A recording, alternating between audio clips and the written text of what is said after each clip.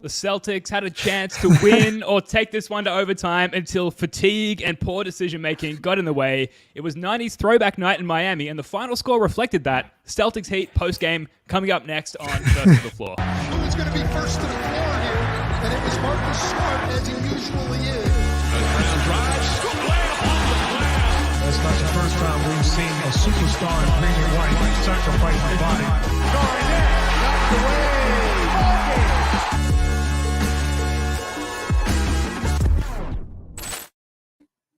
Hey, welcome into another episode of First to the Floor. Ben Vallis here. Thank you for joining us. Hope you're doing well. Also with us on this one, our guy, Wayne Spoony. Spoons, how you doing, sir? I've been better, I suppose. Yeah, that was pretty disappointing if I'm being totally honest. But, it doesn't really matter. This is why you build the cushion, right? This is why you build the huge 5-game cushion for the first seed there. And of course, with us, our man with the mistress, Jake Eisenberg. Jake, how's it going, dude? Thank God the mistress was there tonight to soften the blow of the eventual result. I can just curl up with him, watch those highlights specifically after this. Yeah, that's what it's going to take, I think, to pull ourselves out of the funk. I'm talking as fans. I can't speak for the team, obviously, but a bit of a funky feeling coming away from this one. The Celtics, they came out extremely energetic. They looked good right off the tip, up and down the court quickly, rapid ball movement. You mentioned the mistress, just spearheading the offense, just really quick north and south and getting the team into their offense, especially out of transition. The Celtics, they allowed a lot of three-point looks early from the Heat, but for the most part, they weren't going down in this game. And then it took Bam Adebayo going somewhat supernova. And, we wanted to get into the Bam Adebayo-Rob matchup a little bit later, and we will. But I think it's safe to say Bam was the winner of said matchup in this particular game and subsequently the winner of the actual game itself. Spoonie, what are your main takeaways from what's obviously a disappointing loss for the Celtics here?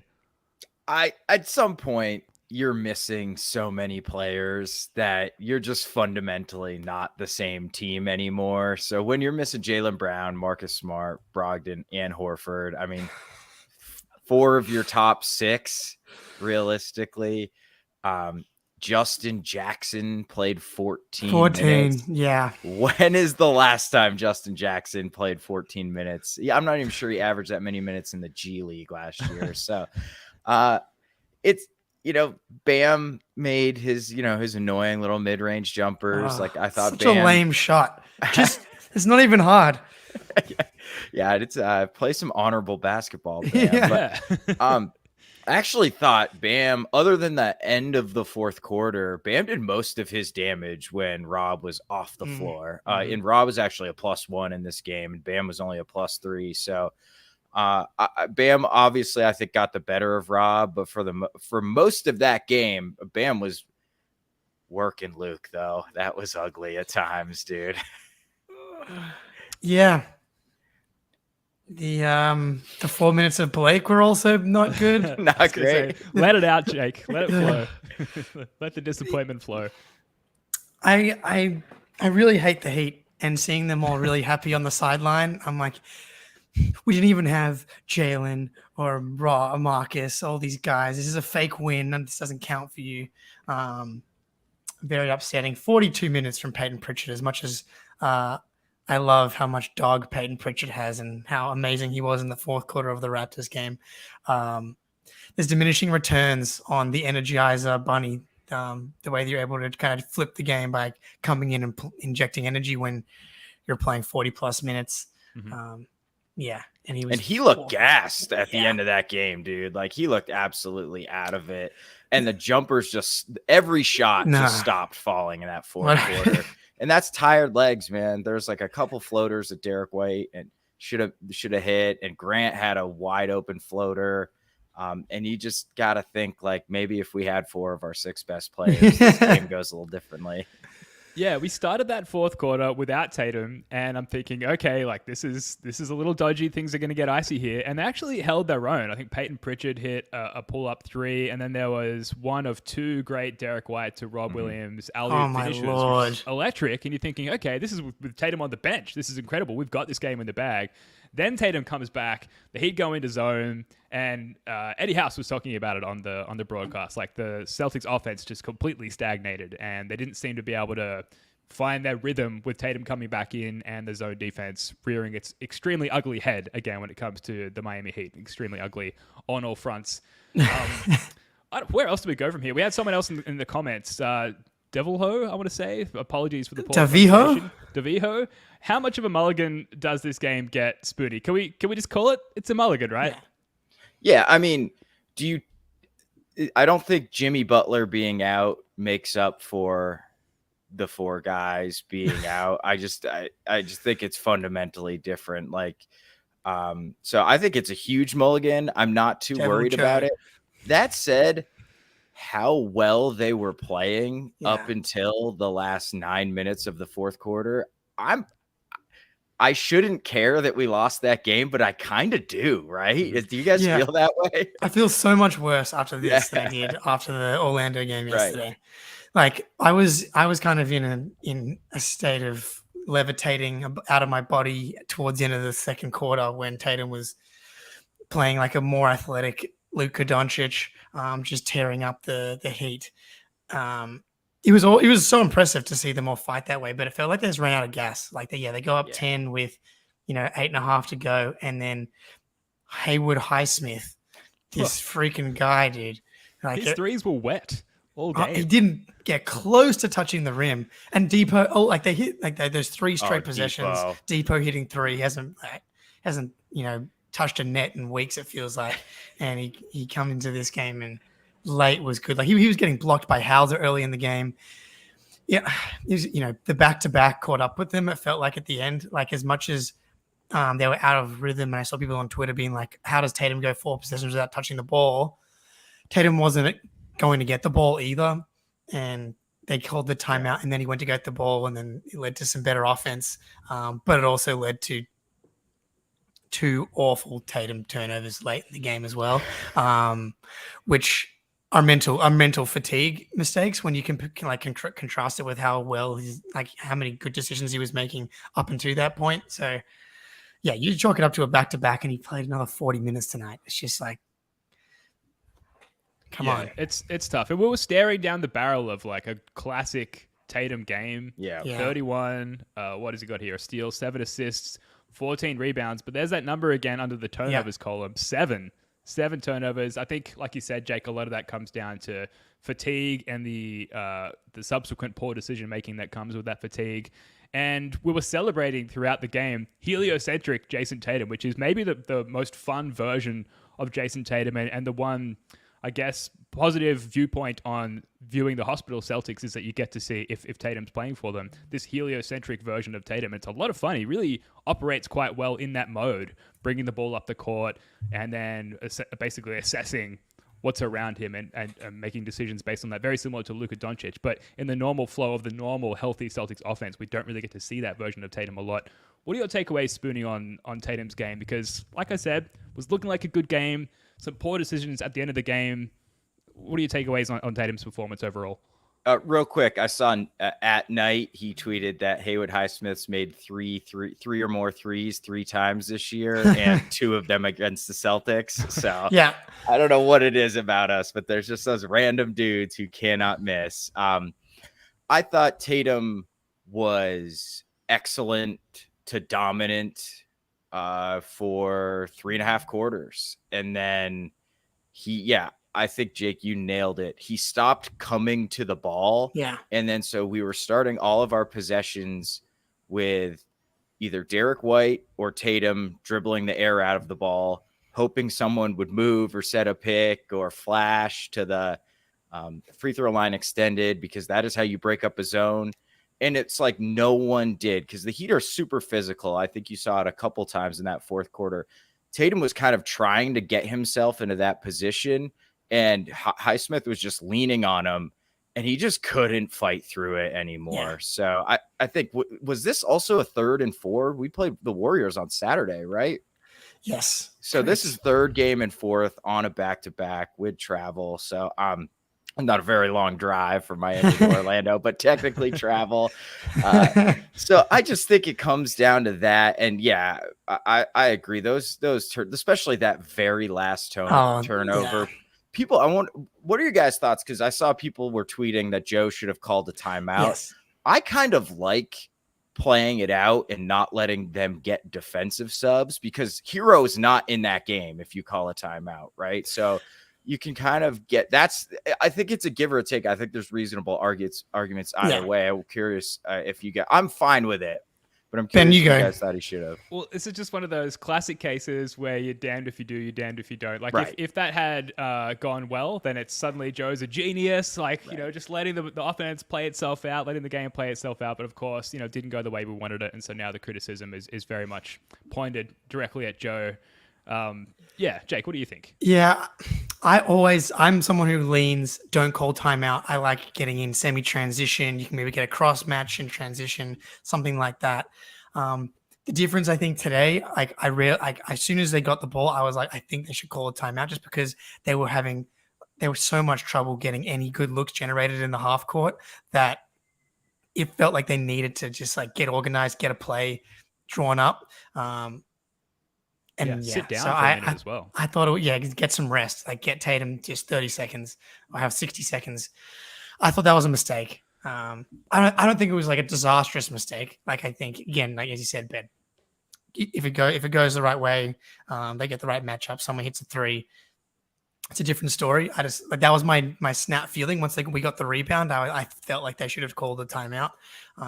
So kind of a miss on that one, Joe. I did see him yelling at someone behind the bench. Like it was just after they fouled the second time to put Highsmith on the line again. And that felt like frustration from Joe in the sense like the guy behind the bench, it was some white guy whose name I don't know, not Ben Sullivan, a beardless white man. The worst kind. Yeah, is it exactly. the guy who looks like Jesus? No, just talking about.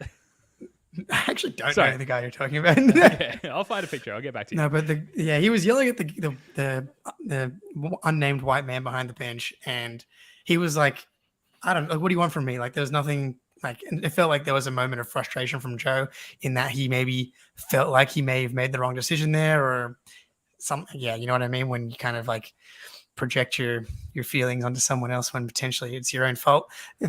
That's a little body language, doctor, from me, but yeah. Sorry, go ahead, Spenny. Okay.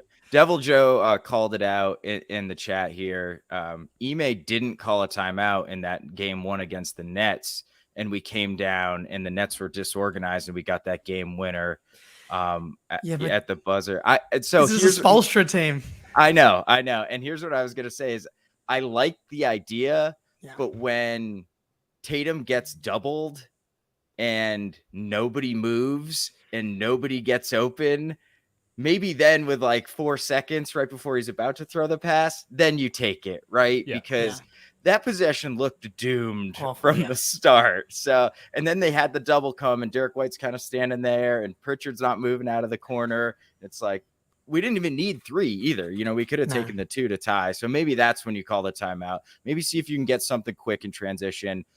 Oh man, this looks bad. Call a timeout and then draw something up. Yeah, I think, and the guys on the court, like no one moving, it felt like a combination of tired legs and like lack of confidence. I feel like Pritchard. He was 2 for 9 for 3. Grant's box score, he was 3 for 3 from 3. Not telling the story. Not accurate from Grant. I can't believe he's 3 for 6 from the field. It feels so much worse than that. You felt like that it was just everybody wanted Tatum to save them, including us, including everybody watching. It was like, but it became very clear that there was no saving that possession, and Tatum just launched it into Hauser in the corner. And Hero getting the steal made it even worse, just because I hate just his face. That's a named white man's face. I just pisses me off every time I see it. That little chin beard.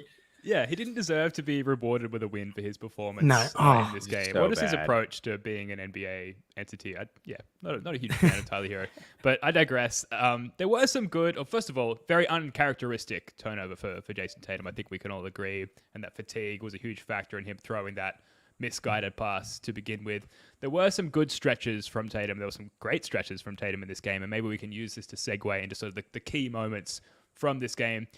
Tatum's end to the second quarter was insane. Like maybe one of the best stretches of Tatum's career so far. Like a deep 3 then pulls the ball out on the next possession, spin into the paint, and one finish under insane duress right under the bucket there. And then final play, he's doubled, swarmed even, finds a cutting Luke Cornett for the finish. End of the quarter. Go ahead, Jake. Oh, that last pass to Cornett was absurd. Like, jump, like kind of threw it and spun it, and so it bounced correctly to Cornett for the finish. And then it put them up 8 going into halftime, and you're like, Tatum is dicing up this Heat defense anchored by Bam Adebayo, maybe one of the best defenders in the league, with Cornett, Hauser, Pritchard. Like, as much as those guys are great 8th, 9th, 10th, 11th men, they're not supposed to be, dicing up the Eastern Conference, representative from last season.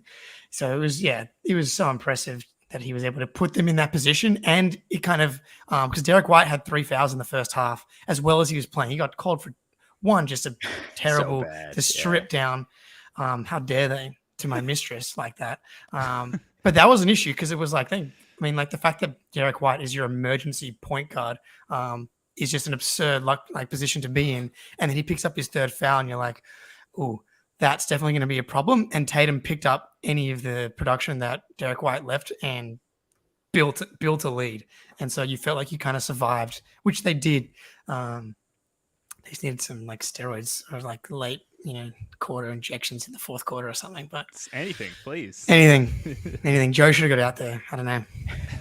Yeah, Derrick White gets the 3rd foul, and then I believe it was, and here comes Justin Jackson to the scores table. No, it was that over guy. at that point. And he took the 3 where he caught it, looking at the sideline and spun and shot. It's like, Justin, self-awareness, please. No. Yeah, that stretch by Tatum, and I believe a few minutes earlier he hit that crazy right-handed bullet pass on a line cross court to the corner shooter. I can't remember who it was. To Justin Jackson. Was it Justin Jackson? Hit it. The pass was so good he couldn't help but hit it. Yeah, right. He had to. It's like the 2K badge or whatever. Yeah. And I thought he was excellent up until the 4th quarter defensively as well. Obviously, we needed someone to hit the glass. We didn't lose the rebounding battle by we were -9. All right, that's a lot. It felt like a lot. It felt like the Heat got some really timely offensive rebounds, but Tatum had 14 boards, man, all of them defensive, and against the Heat, you got to clean up the defensive glass, and he did a really good job of doing that as well. And yet again, got to the line 14 times. I know. So this was not a Tatum. This is not on Tatum at all. This is just the fact that you can't have starter quality players that don't play regular season minutes at all. That's just the reality of having 4 of your players out. To play another 40 minutes, to get the 14 boards, to play really good defense for almost all of it. The 7 turnovers you can kind of live with how much production he had. It's just unfortunate that 2 of those 7 came in the last minutes. But yeah, he was doing a really good job of grinding out points early as well by getting himself to the free throw line. I think he had 8 in the first half. He missed 3 of them, which hurt as well. Not ideal. Yeah, we lost by 3. Yeah, I was gonna say And just as a team, we were 21 from 27, 77%, which is I think 6 or 7% our average as well. So that also hurts. Other key moments, and I agree, but foul trouble for Derrick White and Jason Tatum, and particularly with Tatum's game, he picked up that 4th foul with a few minutes left in the 3rd, and became a little timid offensively. And I think a possession or 2 later, got himself into the paint and was sort of presented with the opportunity to put up a floater in some space, and he was so concerned clearly about drawing an offensive foul in that moment that it just messed with his head, and he clearly just didn't get the shot up that he wanted. We saw that on multiple more possessions throughout the game. It obviously was in his head, particularly because of how much he was needed in this particular game because of all of the absences. And Derrick White as well, obviously having to maybe modify his presence in the rotation and in certain lineups throughout the game because of his early foul trouble as well. We're already at such a disadvantage because of being the hospital Celtics. You add foul trouble to our 2 best players early in the game. Positive takeaway, I want to say, and please, feel free to dress me down here if I'm getting a little bit carried away, but we were lucky to even be in it at the end. Early in the second quarter, I'm like, if we can just kind of keep it within, under 10 basically, and have a chance to steal it late, that's all you can really hope for in a situation like this, and that's what they did. Jeff in the chat, I praise Tatum and then point out all of his mistakes. He's not worthy of your praise. He's very worthy of my praise. I have so much respect for Tatum's ability to just play every night and play 40 minutes. Like, can you imagine if Tatum, there was almost no reason for Tatum to play tonight. Like, there was, obviously, because they got so close to getting a win, but it's like all these guys are out. They just played the back-to-back. He had a left wrist soreness thing that clearly is an issue that's going to be continuing to be an issue. He comes out and plays the entire first quarter, has like an MVP level stretch to build a lead. And he does everything in his power to like get them over the line, but it's like his body just kind of can't last. So he's fully worthy of my praise, Jeff. But he wasn't perfect. And I'm sure he'll be the first one to admit it once I go back and watch the post-game comments after this. I forgot who I was praising before this, but maybe Derrick White. I believe it was Derrick White, as usual. Always. Oh, Yeah. goodness. Just default to that. I mean, yeah, like, I actually sneakily had a Derrick White points, rebounds, assist bet on the game, it was set at the line was at like 21.5. And like without the foul trouble, he probably goes for, combined 40, all of those. He was so good getting people involved. The defense, he had another block tonight. The fact that, he's going to he should probably be first team all defense. It feels like it's going to be like between him and Drew Holiday for kind of, I feel like the first team. He's been the best Celtics defender consistently from the first game all the way through. And to be able to, if he hadn't gotten in that foul trouble, he played 33 minutes tonight. Just to be someone that can get the offense moving, because outside of Tatum, there's no one on this team that played tonight that can like initiate offense, create an advantage off the dribble. And even Derrick White doesn't really create advantages by beating guys off the bounce. He's just so good at throwing these floaters off weird angles that are kind of mostly covered, but he gets them to go. And then he's able to kind of get people leaning even more on those floaters, and he's dropping off, dump offs to Luke Cornett and Robert Williams underneath. Just an all around great game from Derrick White. And maybe if he doesn't pick up that dumb foul, the rest really were out to get us at a couple stretches in this game. Sucked the fun out of this one. In that third quarter. So if he's able to hang another 5 minutes in, maybe. I think we're up to like one foul a minute, according to Keith Smith in the Celtics blog chat at some point. So just not a lot of fun. I suppose you could take the angle that the frequent small rests help a team like ours with a shallow bench and needing a blower every now and then. But again, I'm clutching at optimistic straws here. Yeah, I thought Derrick White was kind of a superstar in this game, and it was a really great stage for him to exhibit his many, many talents and put in one more of our starters, whether it be Al Horford or Marcus Smart in this game. And I think that's the difference. And we won't talk about the fact that Jimmy Butler was missing in this one. Other moments of the game, there are a few, I suppose, to get to key moments. The Heat late third quarter 3-point barrage, their 3-point shooting really came alive at that particular juncture in the game. Obviously, if that doesn't happen, we're not even where we ended to end the game. Jake, did that just come down to fatigue from your perspective as well? Just an inability or an unwillingness to continue to chase around screens? Eddie House was critiquing the drop coverage that the Celtics were laying out there down the final stretch of the game. Like, what, from your perspective, was the cause of this defensive drop-off for the C's? One play sticks out. Grant got a fingertip to an offensive rebound and go like Oladipo misses 1-3, offensive rebound, hits the third, and then that kind of sparked them. It was Oladipo hit the 2 threes and then that's just sometimes what happens is like one or two go down and the rest of the team starts to feel it, because up to that point the Celtics had just kept them in check. And Tyler Hero was just he's a bricklayer out there tonight, and eventually the lid just kind of got lifted. I don't know. It felt like a fatigue thing, and it was almost like we weren't able to make shots, and so we were kind of playing scramble transition defense as well.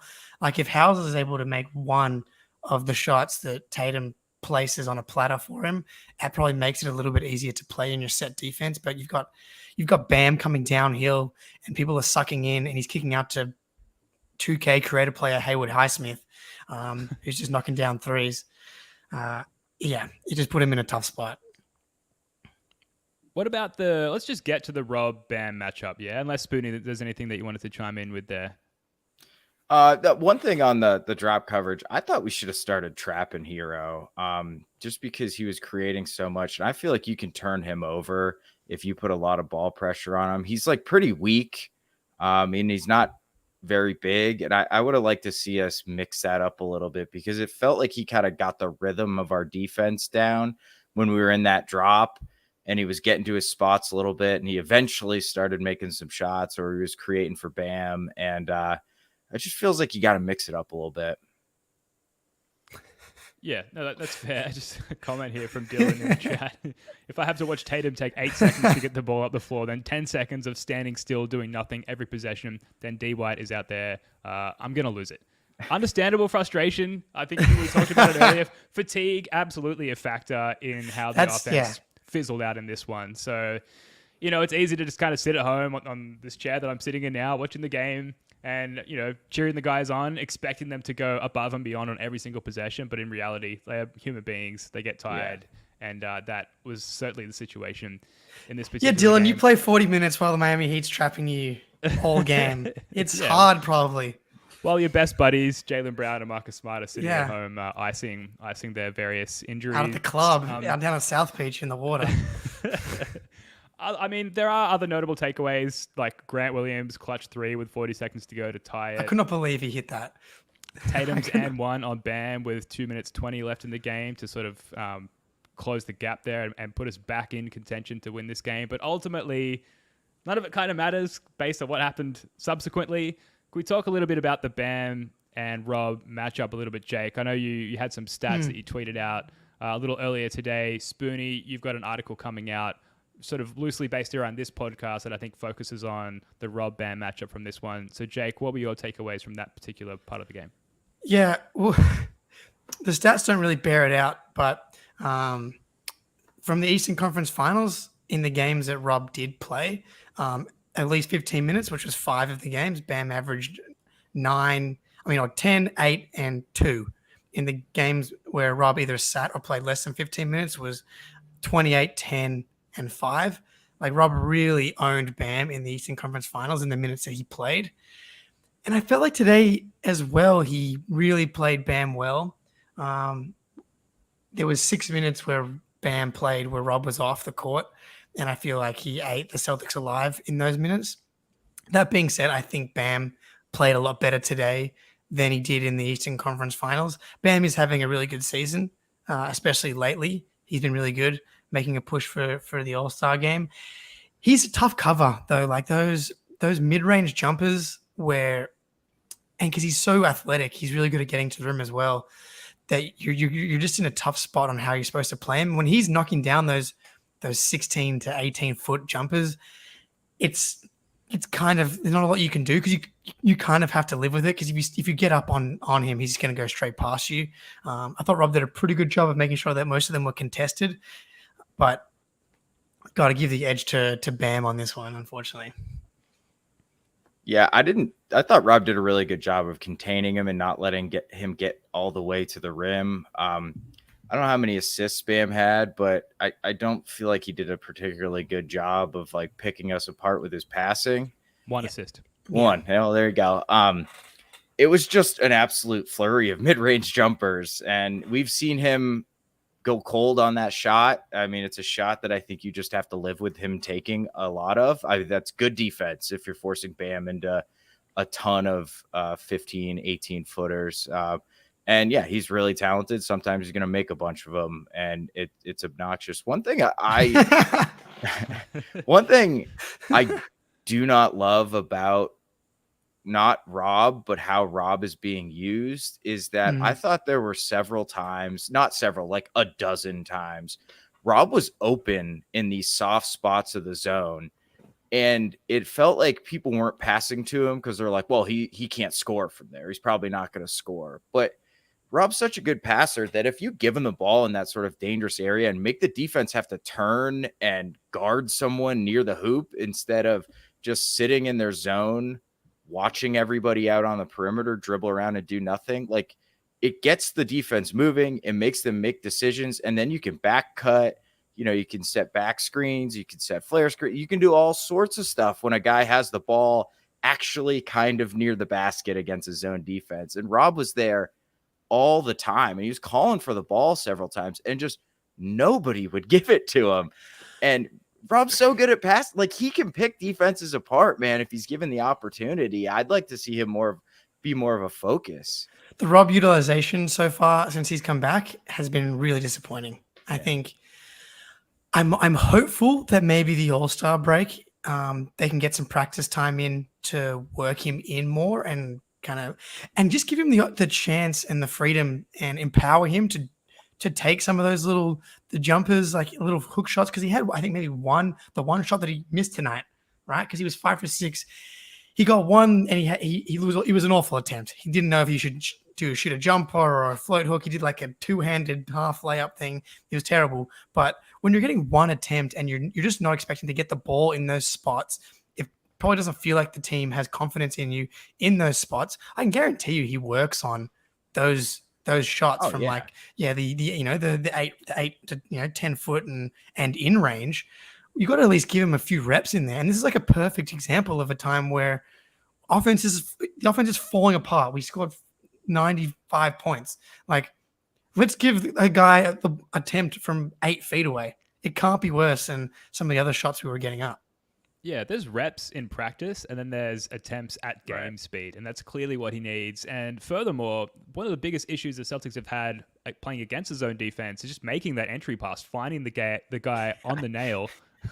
Freudian slip on the nail to get the ball sort of to attack the teeth of the zone defense. And a guy with Rob's reach, it's so much easier to find him with the ball given his wingspan and whatnot. Like, I absolutely love those looks for him. He was there, like you said, Spoonie, calling for the ball, and we weren't going to it for whatever reason.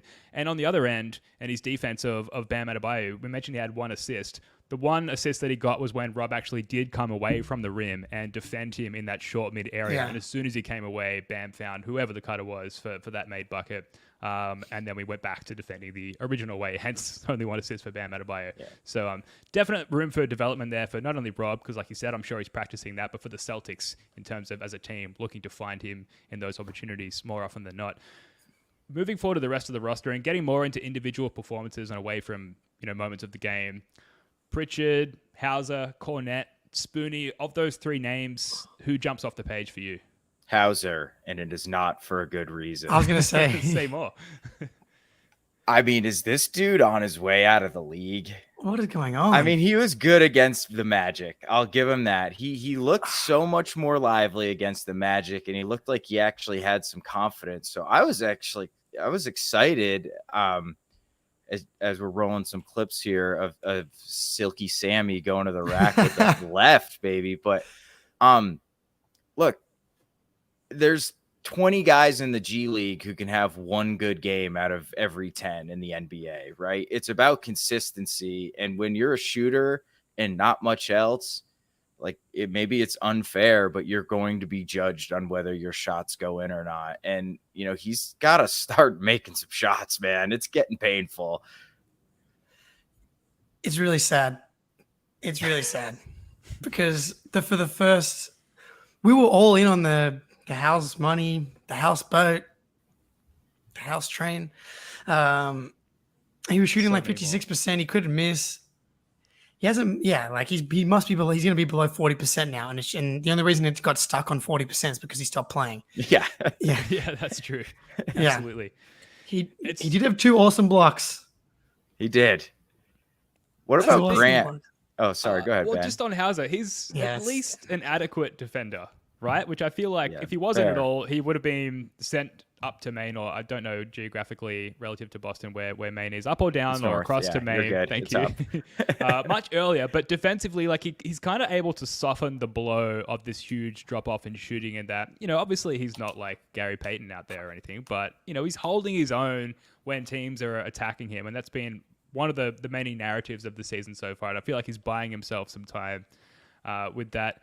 Peyton Pritchard, I thought he was pretty great in this game. Shooting wise, the numbers don't look good. Defensively, another guy who can sort of surprisingly hold his own. And Dude. you go back to the Raptors game where Siakam Yes. was trying to go at Peyton Pritchard at the end of that game. And Pritchard's like, you ain't getting through me, buddy. And completely held his own. And I just feel like he's another instance of, he looks like a defensive exploit for opposing teams, but he never is. And he's amazing. And the energy that he brought in this game almost got us over the line if it weren't for the greater fatigue at the end of the game. So disappointed with Sam Hauser, elated with Peyton Pritchard overall. Agreed. Yeah, Peyton definitely played better than Pritchard. Peyton definitely played as well as Pritchard, and better than Sam Hauser. Exactly as well. Yeah. And like to have the impact he did, shooting 4 for 14, 2 for 9. The defense is so impressive. Like he was a big. I know Hero just missed some wide open looks. But Pritchard was making him uncomfortable. There was a possession on Bam where he held his own and forced a tough shot. The Siakam stuff was awesome. Like the fourth quarter from Pritchard was so impressive, picking guys up full court. Siakam's like, I need a screen. Give me Horford. This Pritchard guy's too much for me. It's just like. Wow. It's just a game. It's a game like yesterday and today. It's like, do we just combine Hauser and Pritchard and trade something for someone like Josh Richardson who can play like proper minutes in the NBA? And it's not like, look at Pritchard do his thing. I'm so proud of him.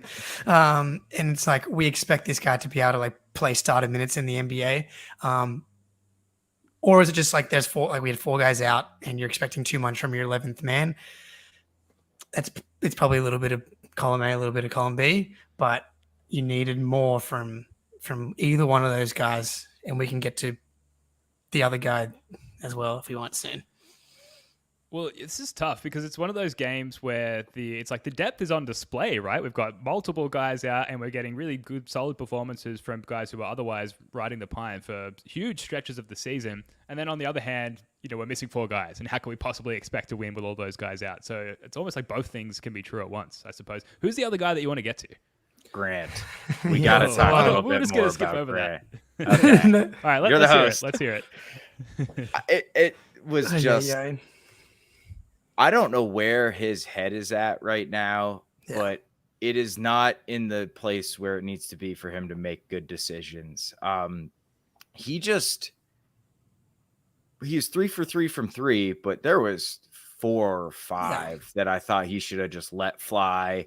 And then he pump faked, tried to go by somebody, and generally something terrible happened after that. Sometimes nothing happened, which is the best thing that happened when he was pumping and going tonight. And last night too, I thought he also was like, he'd make a great play and then he'd step out of bounds or do something dumb. And he's gotten the step out of bounds bug recently. He's carrying that torch for the Celtics, where you step out of bounds in the corner, which is just like one of the most frustrating things as a fan, to just like, dude, you are on a basketball court like 70% of your life. Yeah. Like you got to know where out of bounds is. It just seems like he found the right balance of like the shoot, drive, and then now he had some success and he's like, oh, I could just drive a little bit more, huh? Ooh, what if I was like a playmaker? And it's just not working. We had 2 quick trigger threes in the first quarter, and I had it in my notes. I'm like, yes. And there were tight closeouts, and he splashed both of them. And then for the rest of the game, we didn't see it. The only one that we saw was because he kind of had to shoot the one in the fourth quarter because we needed the 3. I don't know. Like, someone's got to talk to him. Be like, you shoot the ball. Like, until you start getting blocked on your shots. Like, we've never. When have we seen? Like, we don't see that. Like, I'd much prefer to start seeing that start to pop up than what we're kind of seeing right now. And then he can kind of get back to driving closeouts again. The balance, the mix is off. The Grantics. Everywhere. So many Grantics. So many Grantics, dude. Gee willikers.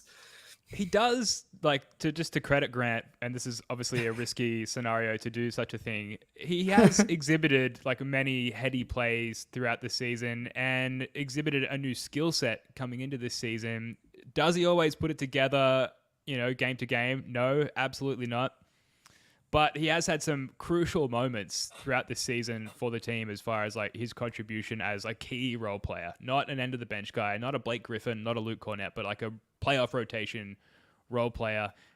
The inconsistency comes with the mental mistakes that he clearly makes and sort of unsure of how to apply this new skill set. So I almost view this as a transitional season for him where he needs to mature in his new knowledge of what his body is capable of and how he can apply that to the game. The unfortunate side of that is we're trying to win a championship. And, going into the playoffs, ideally, at least into the All-Star break, first seed, who knows what's going to happen down the line with Al Horford going to be 37. That window is closing potentially. So we need him to be good Grant now. So I guess the way I look at it is like, make your mistakes now, make it on the second night of a back-to-back while you're playing for the hospital Celtics with most of your roster sidelined, but come right when it comes to the playoffs. And I hope that he manages to figure it out by then, because this was a rough one for Grant. Absolutely. Go.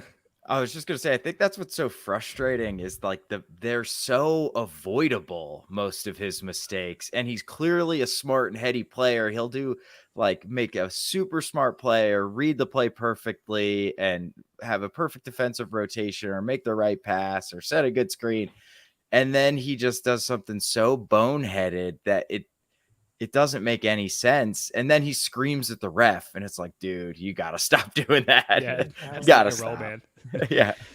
That was not a ref problem. Ben, I think you're right in the sense that if you zoom out with Grant, he's had a positive impact on the team this year. There was an episode where we, ranked the luxury items when every Celtic on the team was shooting above 50% from three. And we had Derrick White ranked second behind Grant at number one because of what he brings to the team that they don't have otherwise. When you look at matching up with Giannis and going small and when playing him at the 4 and the 5, like giving them a level of versatility they don't have without him. And I think that's still all true.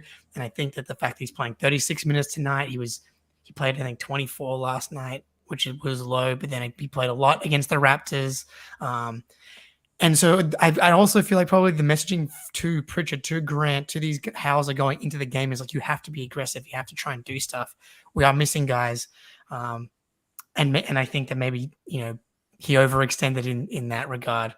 And he wasn't able to kind of grab the rope once the turnover started getting in his own head. And he has like that little persecution complex. He feels like the refs are out to get him,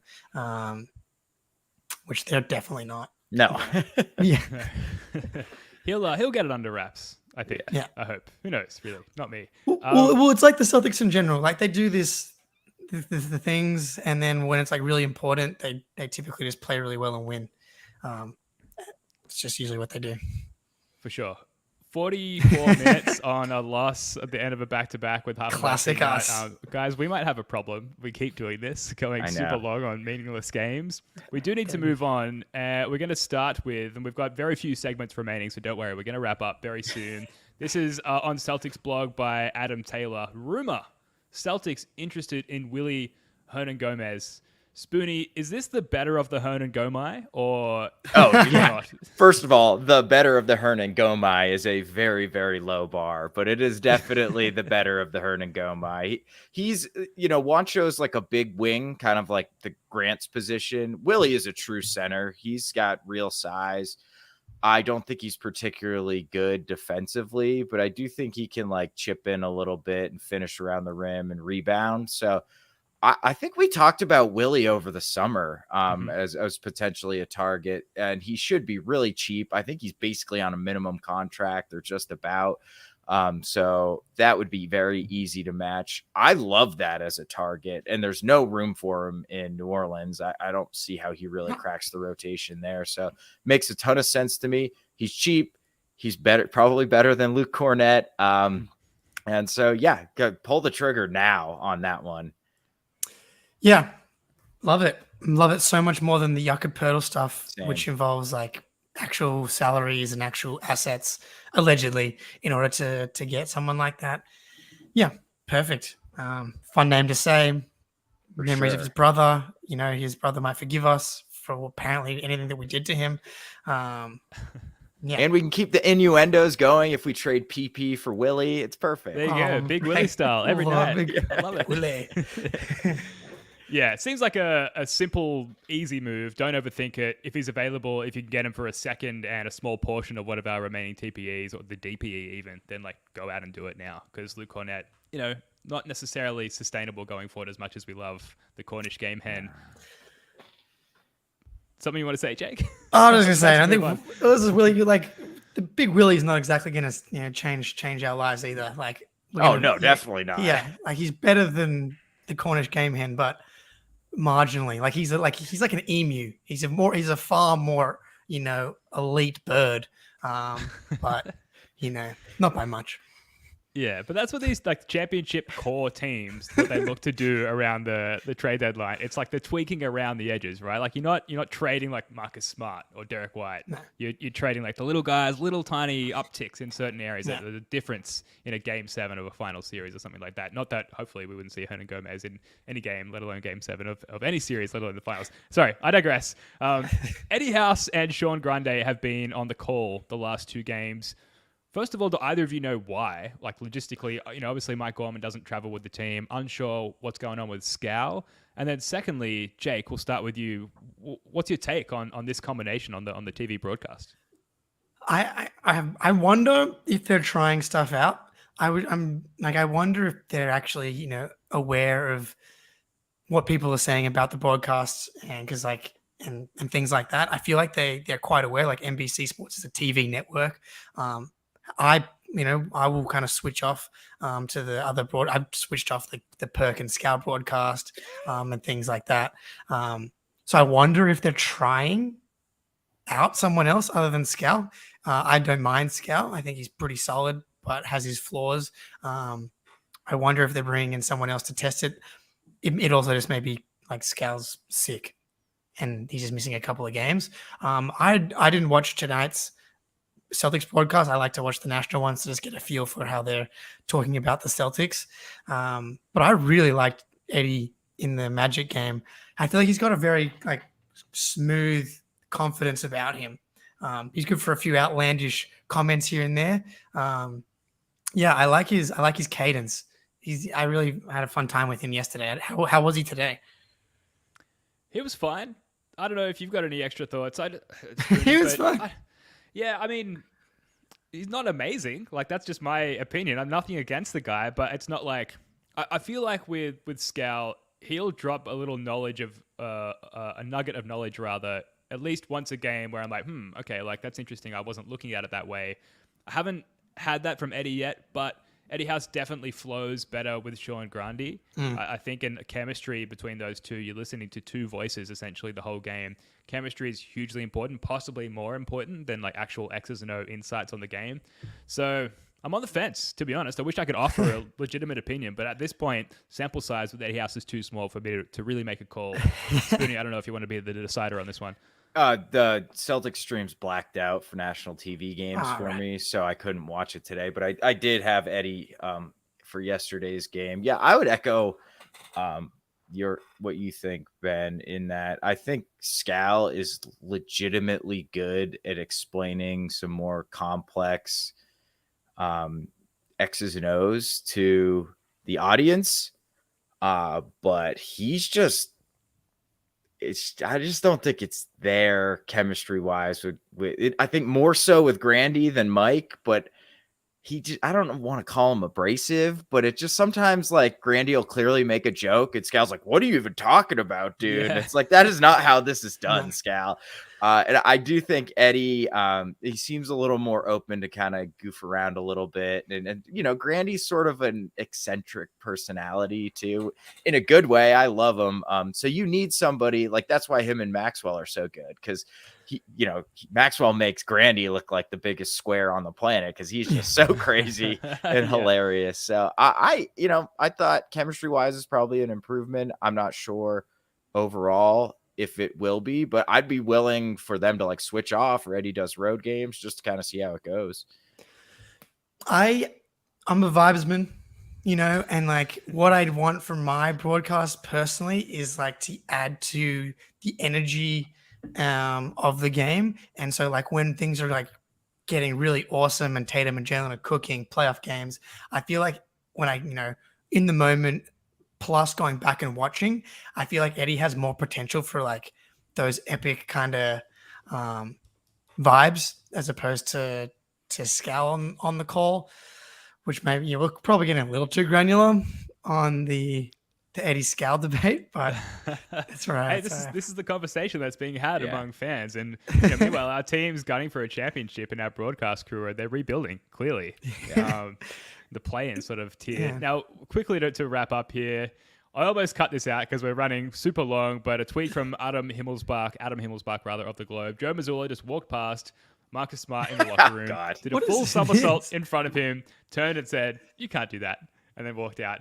And I don't know, like if there's any takeaways you guys have from this very meaningless and innocuous tweet, but the one takeaway I had from this was that they cut to Marcus Smart walking into the arena at one point in the game, and he was timid AF, like straight up limping. And I'm not a doctor, but I'm like, someone get that guy like a crutch at least, like, or maybe a wheelchair. Then I'm thinking, maybe it's good to walk on it and sort of like get the inflammation out of it. I don't know. Any takeaways on this tweet, on Marcus Smart? My mind's going crazy with this. Jake, what do you think? I love it. Let's just walk the information out. That's a good plan. I'm going to start doing that when I get a sprained ankle. I love it just because I feel like Joe, he doesn't really give you anything as far as personality goes. And like, I'm always kind of interested in the relationships between the coaches and the players and like the vibes between the team. Like, is he a serious guy? Like Ime was like hard ass, but like had good banter apparently. So I like seeing Joe having kind of like, we saw the videos of him playing like 3-on-3 with the coaches and like taking people out. Yeah. And seeing him like talking smack and doing somersaults. Actually kind of makes sense he's doing it to Smart because Smart is like notoriously quite gymnastical with his keep ups and things of the nature. Yeah, so I just thought it was a fun, like, little insight into Joe actually having some personality. Like, on the broadcast tonight, he just, like, completely disregarded the question That of was the sideline hilarious. reporter. Yeah. That was light. gold. Just like, yeah, it's a blessing out here. It's like, that was... We asked you a question Everybody's about really Jimmy good at Butler. basketball. Yeah, so I think he just like messing with the media. Yeah. Oh, for sure. Yeah, so which I totally enjoy. But I honestly thought I had to double check that was Adam Himmelsbach like 7 times because I was like, right? this has to be a parody account or something. Like this makes absolutely no sense at all. What a bizarre like moment. I don't know. I whatever. It seems like they're just goofing around, just boys will be boys. Let's do some somersaults and whatever, dude. Let's go play some basketball. I don't know. It's just strange, but I thought it was funny. Yeah, well worth a yarn at the tail end of this podcast. Guys, this was fun. I think I needed this just to sort of vent after way better now. 2 back-to-back disappointing performances. That is going to do it for this one. Thank you so much for tuning in. Thank you also, by the way, for 1,000 subscribers on our YouTube channel. Let's Very excited by that. go. Here's to 5,000 more. Why not? Yes. We'll be back on Thursday night, firstly, firing up our playback room for the Celtics-Knicks game. That's Thursday night. The link for that is going to be in the description below. We'll also have another live post-game show right after that Knicks game. Then Sunday night, back with another post-game show after Lakers at Celtics. So looking forward to that one. Come and hang out. Come say hello. We love having all of you along for the ride, whether it's in the playback room or here on YouTube or later on the Celtics blog podcast feed. We love all of you listening and watching and interacting with us. Spoons, Jake, love your work, guys. Until next time, go Celtics. Peace.